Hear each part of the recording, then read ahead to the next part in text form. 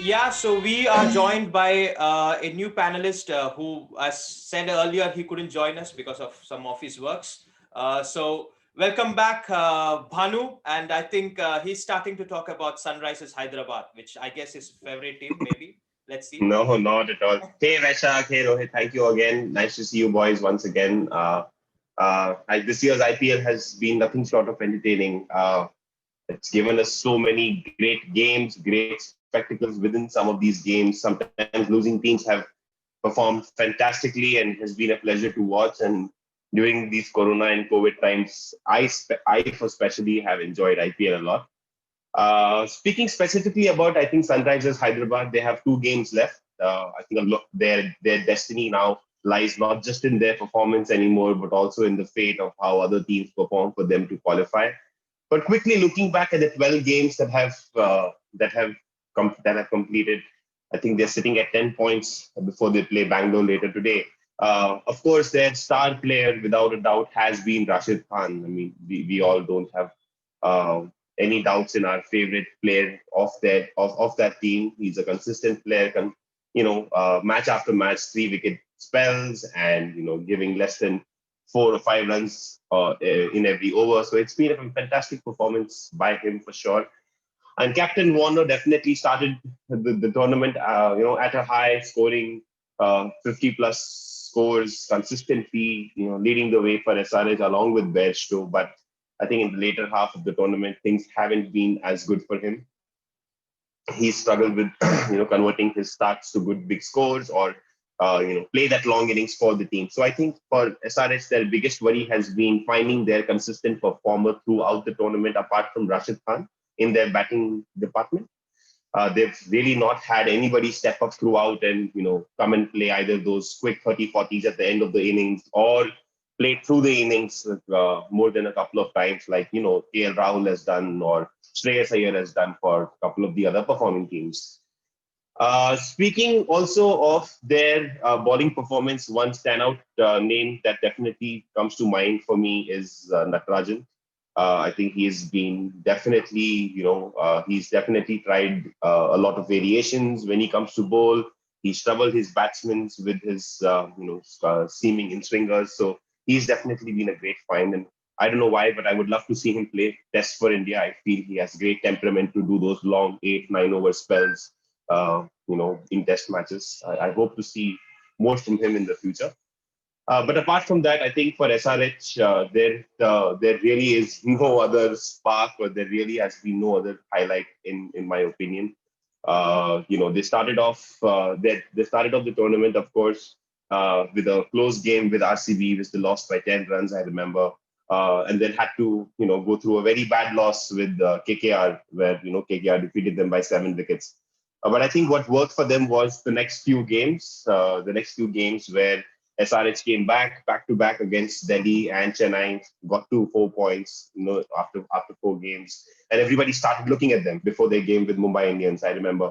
But Mumbai Indians in that game, the 208 runs, that they had made, fantastic innings at Sharjah, one of those few games where I think SRH really got beaten badly by, I think, almost 40-run difference, if I remember correctly. And then for them to bounce back the very next game in Dubai against Kings 11, that was the last game. Kings 11, I think, lost as badly as they did by 69, 70 runs.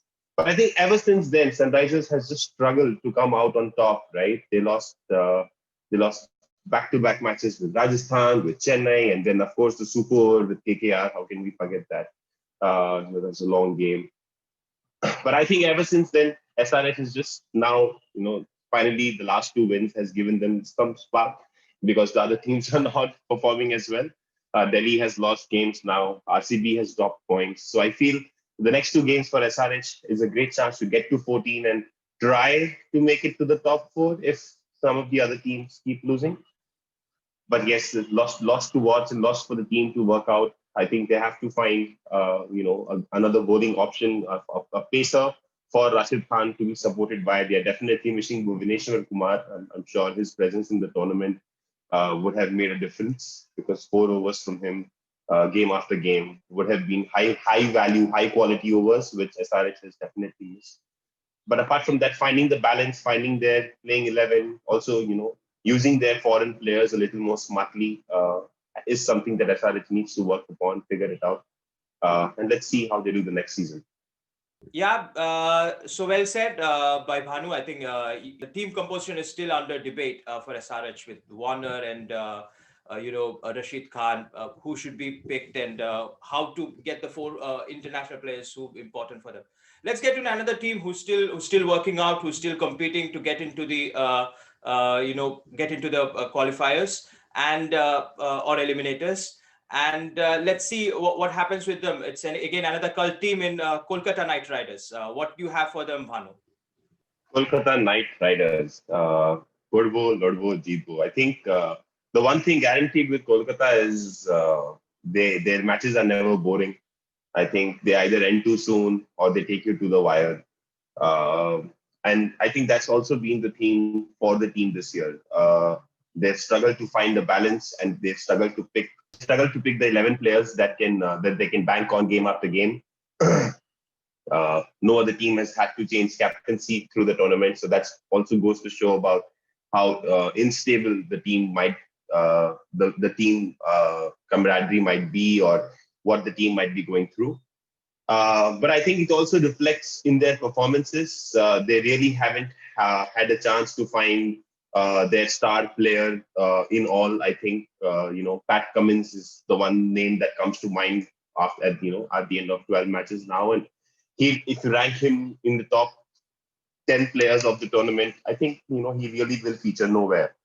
So the best player of the team is not featuring in the top 10 of the tournament really goes to show that they've struggled to find star performers, consistent performers, and not just one of them, but a couple of them are needed for you to go through a tournament like IPL with wins, with points on the table, and go into those qualifiers with confidence with a couple of players in form. Excuse me. And having said that, I think for KKR also, if you just go through their matches and some of their results, they have had terrible losses. They are, I think, the only team to have more than 4 losses with a margin of 30 runs or higher. RCB thrashed them by over 80 runs, and Mumbai Indians in the first game itself, I remember 50-run margin. They also have had good performances, backed by their bowlers, majorly when Pat Cummins and was in flowing form in the initial few games, taking those 3-wicket spells in back-to-back matches. I think I remember Kolkata was really, really, turning out to be a name in the top 4 in the first half of the tournament, consistently in the top 4. But after that, I think it's been a story of just trying to find who can perform for them. One disappointment for me throughout the season has been Owen Morgan's performance and his lack of leadership, never showing any intent to lead from the front. For a batsman of his caliber, who can claim to be a World Cup winner, not coming up higher up the order and pushing other batsmen who are less of experience or not as dynamic as him, really goes to show some of the things that the team has not been doing properly, in my opinion. And a couple of games that have really worked for them luck-wise. Can't forget the last ball finish with Punjab, where Maxwell hit that boundary and just missed the 6 by a couple of inches. Who knows what would have happened in the Super Over otherwise? Not to forget their Super Over game with Sunrisers Hyderabad, which they just escaped through. They had no business losing that game, but the game went all the way to the Super Over, and then KKR just managed to win. So all in all, I think for KKR, if I were to pick their star player to say so, I think no other name but for me than Pat Cummins comes to mind. I think Pat Cummins has really been their star performer. Shubman Gill, although has racked up some runs in the tournament, in his team, relatively, he is the best batsman, without a doubt. He's also very young, so there's a lot of promise right there in that player for us fans to look up to. But apart from Shubman Gill, really no other batsman has, shined through the tournament. Owen Morgan has had a couple of decent innings, half decent innings, a couple of decent scores, but nothing to carry the team across the tournament, nothing to carry on that form match after match like Shikhar Dhawan does, like KL Rahul does, like Virat Kohli does. And I think that's for me really, really goes to show how Owen Morgan can come and contribute more into this team. Of course, bowling wise, Pat Cummins, I've mentioned more than once, but Bhanu Chakravarti has been an excellent find in this tournament. Struggled, good batsman at key times during the tournament, during the matches. He comes into bowl right around the first power play getting over, and generally completes his spell in one go or within a span of 9-10 overs. So I really found his bowling on point, always bowling in the slot. So he's a fantastic and find for the team. Uh, Another just small point about KKR that comes to my mind is Andre Russell not clicking this season. I don't know what it is about his lack of contribution in the bowling department, whether he's unfit or KKR generally feels they don't need his bowling expertise. But for an all-rounder of his capability, I really feel they can do more with they can sort of build the team around him. They can build innings around him. They can build death over bowling around him. And he definitely has that capability because we have seen him bowl in a couple of games. We have seen him come out and bat and score those 20 ball 50s like he can do with his hitting ability and his power. So all in all, I think for KKR it has been a season of hits and misses, and that reflects in their position on the table as well right now. They don't have it completely sorted out after their loss in their previous game with SRH. I think that loss against Sunrisers Hyderabad will really hurt them going into their final game of the season. With lots banking on not just winning it, but also now other teams' results to push them into the qualifiers.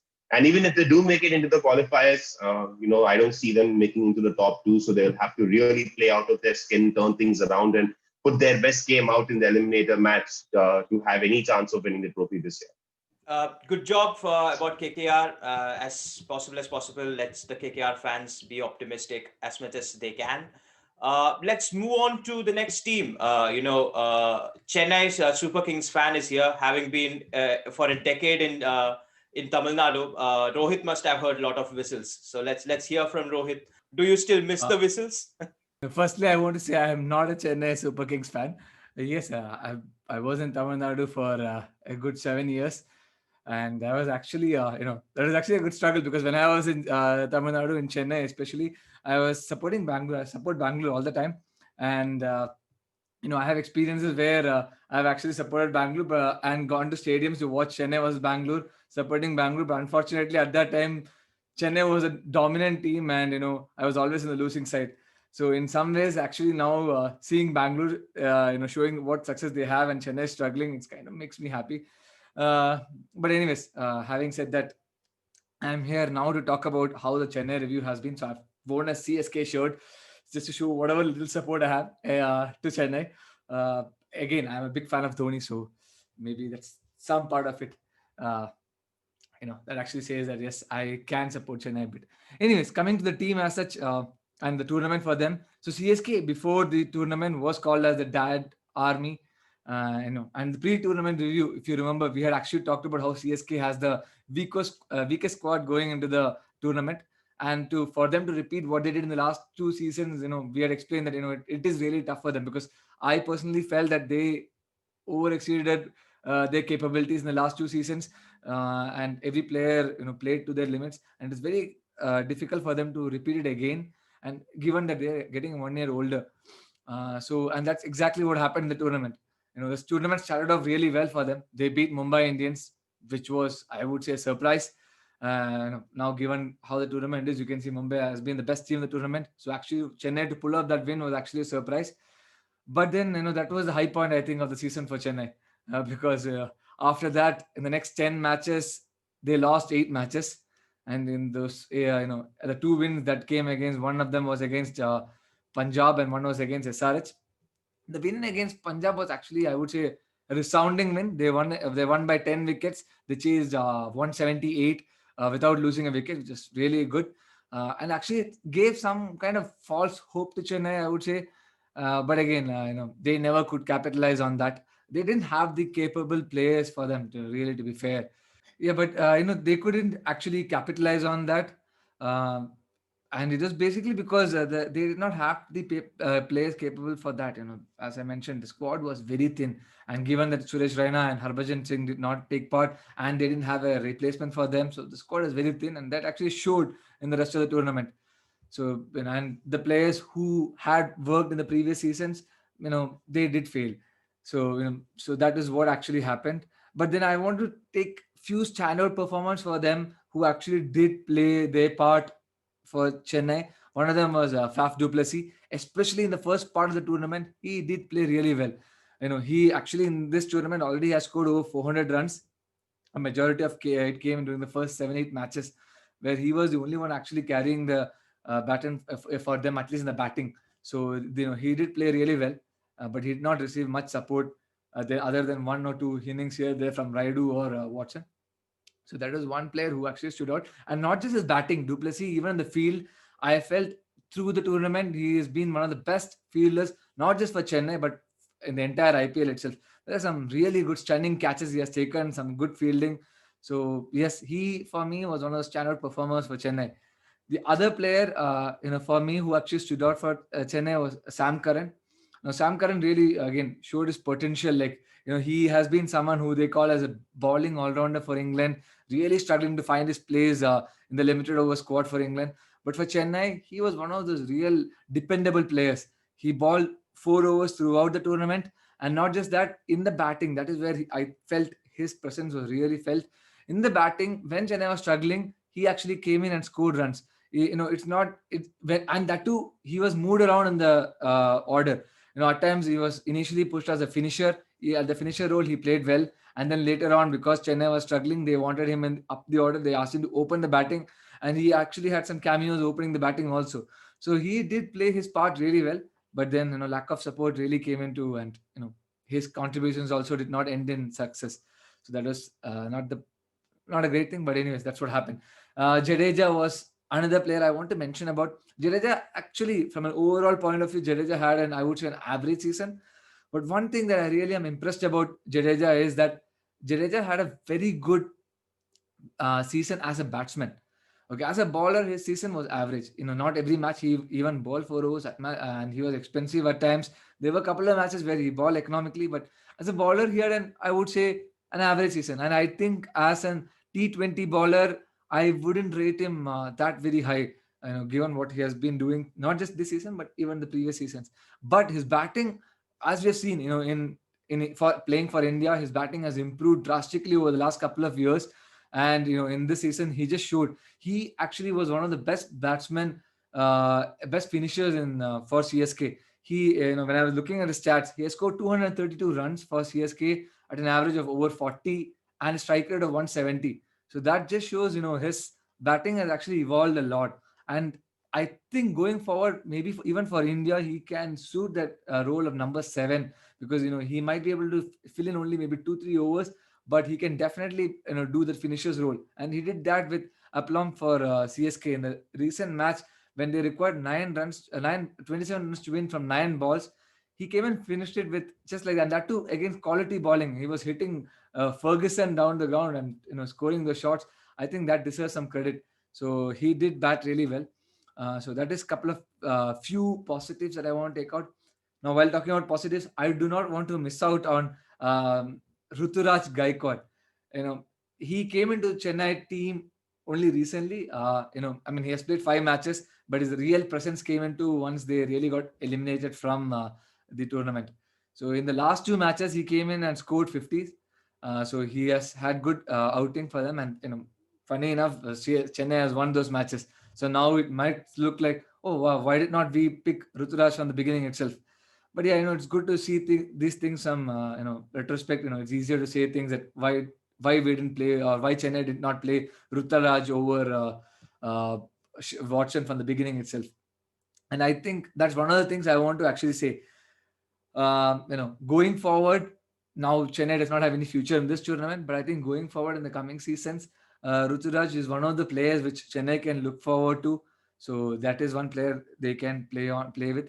So And I think one thing maybe, now again, it's retrospect, but one thing that maybe could have worked for Chennai is that Chennai has some really good bench players they really couldn't utilize because of their, deficiency in batting. Because they had such poor batting, poor batsmen in the squad, or I'm not saying poor batsmen, but batsmen who really were not performing. They actually had to play Watson, Duplessis, all those foreign players as batsmen, and that meant that players like Tahir, Hazelwood, Sandner, all these players missed out, and these are actually quality frontline bowlers for their national teams, and they missed out playing in IPL because of the requirement for having batsmen.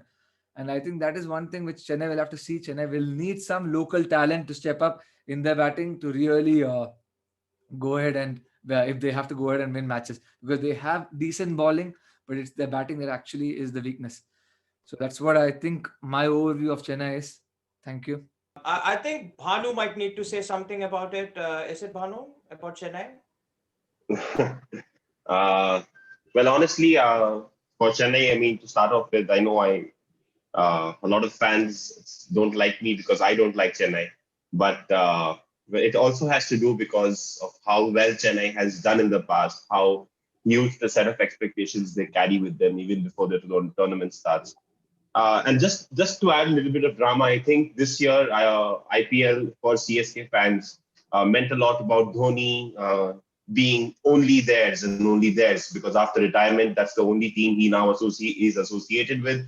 And therefore, I think the entire Dhoni fan club across the country was behind CSK. So it's not just the CSK fans, but a lot of people like me and a lot of people like our parents who like Dhoni because he's an Indian legend were supporting CSK. And very soon the support almost became a pity, right? I mean, halfway through the tournament, just to see their performances never lift up, never really catch pace, either with their batting or their bowling, I think was very disappointing as a season for all of us as cricket fans, right?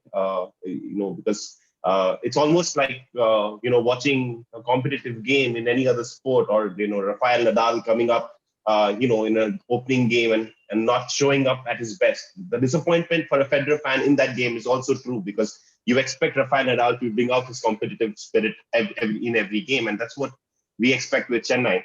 And I think for the only reason for that is the lack of preparedness of the team. Dad's Army really showed why they are called Dad's Army finally.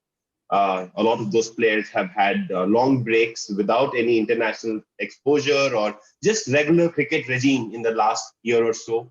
Right? A lot of those players have either retired from the international teams or are not a part of any other cricketing team otherwise.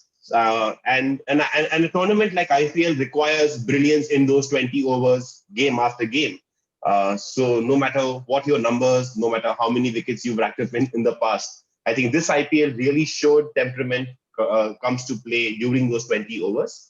And CSK had no players to show that temperament and bring to the game, in every match. I think they had a few standout performers, and Rohit went through their review in detail. But I think all in all, from here, I think CSK is definitely going to come out stronger in the next season. The only way is upwards. So good luck to their fans, and I hope to see a much stronger and much younger team next season.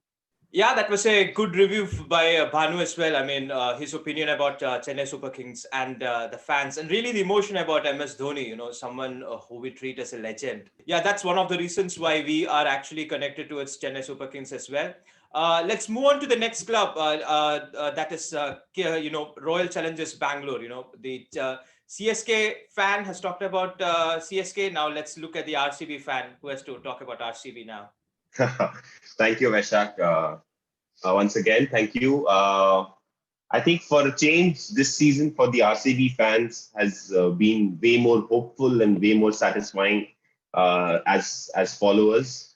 We are still in the league. We are not eliminated yet, so that's a welcome change from a lot of other seasons. And also, the team has played really, really well. I think overall, at the end of 12 games with just 2 to go, the team is sitting at 14 points, right up there with Mumbai Indians. Of course, the best team so far. But RCB, I think, definitely has been the second best team if you look back at the tournament so far for me, and not just in terms of points, but also in terms of finding the key players, finding performance and consistent performers within the team. I think RCB has really done that well. Stark contrast to some of the other teams like KKR or Rajasthan Royals, who either have only one good performer throughout the tournament or have no star player, right? With more than 400 runs or with around 15, 20 wickets. I think for RCB, you have a couple of players always in the top 5 to top 10 scorers. And of course, with Chahal, the wickets are almost always taken care of when they play. Thinking about going back, into and reviewing the season so far, RCB almost had a consistent season as far as went to performances. They started the tournament really well with their win over SRH. I remember we fans were excited, and the tournament started off on a winning note, and everybody was looking forward to the next game with Punjab, which was a complete disaster, right? It almost felt like the RCB real performance came back, and the loss by 90 runs was a reminder of some of those old days where collapse was always on the cards. But I think it's those next 8 games from there where the team really, really picked up. In 8 games, they won 6 out of those 8 games with some really good wins against Mumbai Indians, 2 wins against Rajasthan Royals, 2 wins against KKR, right? And with just one loss, that loss against Kings 11, which actually became the springboard for then Kings 11 to go on and win the next 4 even after that, and get to a comfortable shape where they are now. But I think RCB season has really been about those 6 games in the middle of the tournament where they reached 14 points at the end of 10, giving them a good shot at the qualifiers, giving them that experimentation to try a few combinations within the team in these last few games before going into the qualifiers. And that's been a great highlight of the team as well, right? They've not been afraid to push a few players here and there out and try a few combinations when the need arises or if the pitch demands.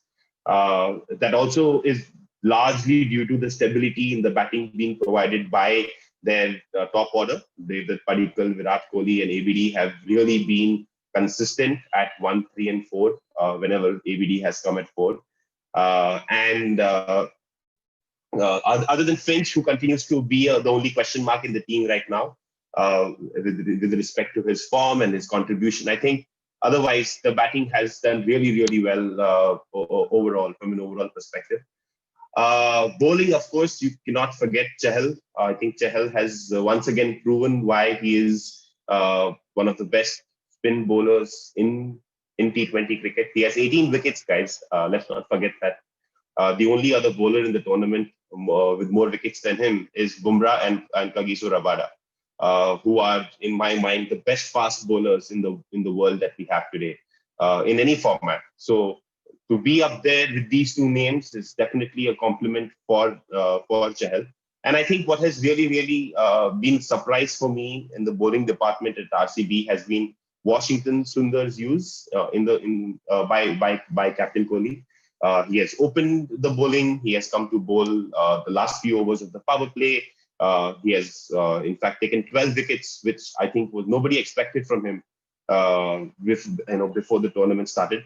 He's also a very handy batsman. He can come up the order when needed. He can hit a few sixes towards the end when needed. So I think Washington Sundar is a great bright talent that definitely will go a long way in the T20 if he sticks to his game plan like Ravindra Jadeja does, or like some of the other all-rounders do, who are specialists at 1 or 2 skills, but they don't mess around with it, right? Whether it's the quicker one, whether it's the one that just moves off the pitch, or it's just the ball that does the odd bounce of the seam. I think that's been Washington Sundar's weapons, and he's used them really well. Other than that, I think disappointment-wise, I have only Dale Steyn that comes to mind. I think this season, we all have finally realized that Dale Steyn is no more the Dale Steyn he used to be. He has lost that fire in his bowling speed, and his efficiency has really dropped down. So that's one thing that I think RCB has to now look into and figure out, along with Navdeep Saini, who is going to be the fiery bowler at the other end for the next season, I think, because Chris Morris is a great all-rounder. He's definitely not a pace attack leader in my mind. Chris Morris is a handy bowler, but using him the way he's being used now has a lot to do with his current form rather than his capability. I think he's very match fit. He's in good shape, and therefore just tanking or using 4 overs right now in his current physical shape is pretty easy. And Dubai suits him. But on Indian pitches, Chris Morris will be whacked around for sure. In our smaller grounds with our specialist batsmen who sit back into the crease and wait for the balls on spinning tracks. I don't think Chris Morris is an excellent pace option. So they have to look into who will go up there with Navdeep Saini. Apart from that, I think the only one aspect of RCB that has struck with me is King Kohli's lack of aggressiveness in his batting. While on the field, he's extremely animated, and we all love it. We all love to see his emotional side carry the team through in a lot of circumstances. And let's not get it wrong. He is leading from the front. I think he has contributed in that aspect. He has made a couple of 50. He's made a couple of 50 plus scores. He's also hit that 90 in that game against KKR, and which was a great innings to watch, and just to see him hit the ball in the second half so well. But I think what has been missing is the intent from him to go after some of the good bowlers in against, for example, Delhi Capitals. He gave back the respect to Kagiso Rabada in every over when he had to face him, and that goes to show that from his language, from his body language, that he was scared to lose his wicket in that moment for the team, which almost is something you don't expect from Virat Kohli, right? He's known for beating bowlers down and hitting those flashy cover drives and those boundaries over mid-on in those initial overs. So that's something that I hope he changes in the next 4 games if we have to play only 4. But let's see how that goes. But I'm really hopeful for RCB from here. A win in the next 2 games will almost certainly mean they will get 2 shots to make it to the final. And if that's the case, then I don't see this team not winning in one of those 2 games and coming into the finals and giving Mumbai a real shot for winning the tournament. And maybe this will be our first win because this is the closest we are. Thank you, Bhanu, for that review of RCB. And it's always nice to hear when Indian players play good, and that's what we heard from when we reviewed all the 8 teams. There are few Indian players like now you heard about Chahal or CSK, you hear about Jadeja, and let's hope Kohli is very important for us in the future for the Indian team as well. Let's hope he gets his confidence back, which is something which Bhanu talked about, that he's a bit scared about losing his wicket. That's not the state of mind we want Kohli in. Let's hope he get his confidence back. Let's conclude over here. We have finally finished our review for all the 8 teams. It has been a long session with a lot of breaks, but finally we have finished it. And it has been a pleasure, to have the panelists back. We were missing Bhanu in the beginning, but he got us back. He has got the mood back in the last 3 teams which he has covered. So thank you, Karan. Thank you, Bhanu.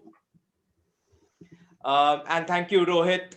Let's conclude. To the viewers, please. We try to get as short as possible for all the teams. So there might be something that we have missed. Please come to the comment box and please do say about that. And please do like the video. Please do subscribe to our channel if you like our content, and please share it with your friends. So that's it. Until next time, stay safe.